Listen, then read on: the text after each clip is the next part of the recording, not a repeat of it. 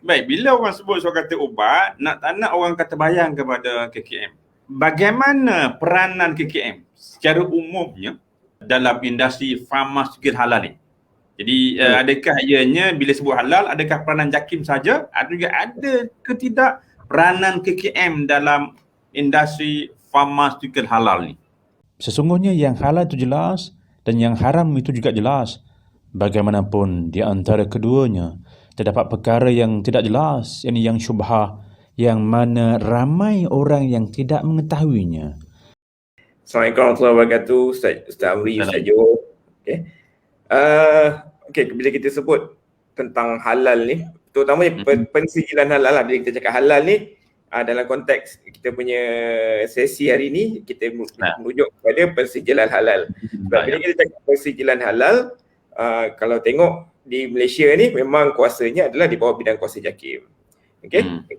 Tapi bila kita tengok dokumen-dokumen di Kementerian Kesihatan Malaysia, kita ada satu, terutamanya di program perkhidmatan farmasi lah, kita ada satu dokumen yang kita panggil Dasar Ubat Nasional. Dasar Ubat Nasional, dokumen ni yang kita katakan dia sebagai satu panduan ataupun hala tuju terhadap industri farmaceutical ataupun penggunaan ubat-ubatan di Malaysia ni. Okay, dalam DUNAS ni, dalam dokumen Dasar Ubat Nasional ni ada satu komponen yang salah satu komponen ni adalah berkaitan dengan accessibility of medicine. Maksudnya kebolehcapaian ubat-ubatan. Kebolehcapaian ni dia ada banyak maksud lah. Okay, kebolehcapaian dari sudut stok tu ada ke tak, kita boleh beli ke tak ubat di Malaysia, boleh dapatkan ke tak ubat di Malaysia kat hospital atau kat klinik. Tapi salah satu komponen lagi adalah ubat tersebut mestilah sesuai kepada lapisan masyarakat. Jadi salah satu komponen dalam DUNAS tu adalah ubat-ubatan halal pharmaceutical. Jadi apa yang memang ada disebut sebagai halal tu ke? Ya betul, ada disebut halal pharmaceutical di situ. Okey. Tapi dia punya ayat penuh dia dari sudut accessibility of medicine ni, there shall be strategic partnership with relevant authorities to make certified halal medicine available in Malaysia. Maksudnya untuk KKM, jadi peranan KKM di sini adalah untuk memastikan ada hubungan ataupun kerjasama yang erat di antara agensi-agensi yang berkaitan, sama ada agensi kerajaan sendiri dan juga industri untuk kita buat macam satu hala tuju supaya halal medicine ni dapat diaplikasikan dan dia dapat memberi impak kesihatan kepada rakyat Malaysia secara keseluruhan. Okay, sebabnya dia punya konsep adalah konsep accessibility. Ada orang dia tak boleh ambil certain ubat-ubatan di atas kepercayaan dia. Jadinya dia akan impact dari sudut penggunaan, dia akan beri impact kepada keterbukaan ataupun penerimaan ubat-ubatan dalam kalangan masyarakat.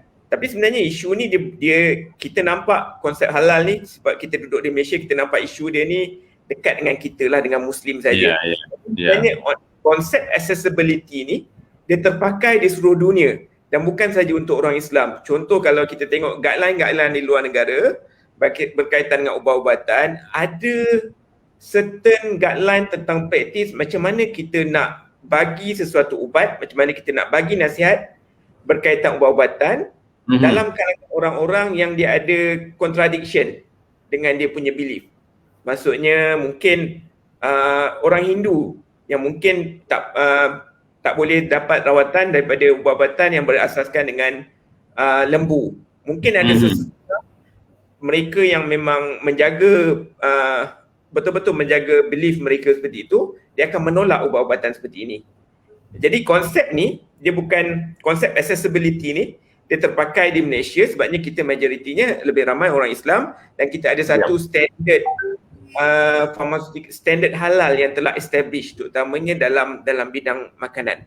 Jadinya dengan wujudnya standard pharmaceutical halal, dia kira inline lah dengan DUNAS punya strategi untuk memastikan yang segenap lapisan masyarakat dapat terima ubat-ubatan yang bersesuaian, termasuklah halal medicine, terutamanya untuk orang Islam. Maknanya orang kata peranan KKM ni besar lah kan? Ya betul besar. Lagi satu Walaupun- saya nampak peranan dia satu sudut untuk industri, untuk keluarkan ubat-ubatan halal ni. Satu lagi peranan adalah untuk memahamkan masyarakat tentang konsep halal ubat-ubatan ni. Adakah Ya. ubat yang tak ada sijil kita tak boleh makan? Yang tu adakah ubat yang daripada sumber yang mungkin meragukan tak boleh dijadikan rawatan? Yang tu juga satu aspek yang KKM perlu lihat lah untuk pastikan benda ni balance. Keperluan halal dengan keperluan menjaga nyawa, menjaga kesihatan.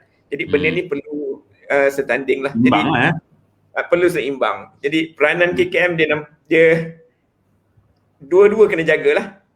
Rakyat dan juga industri.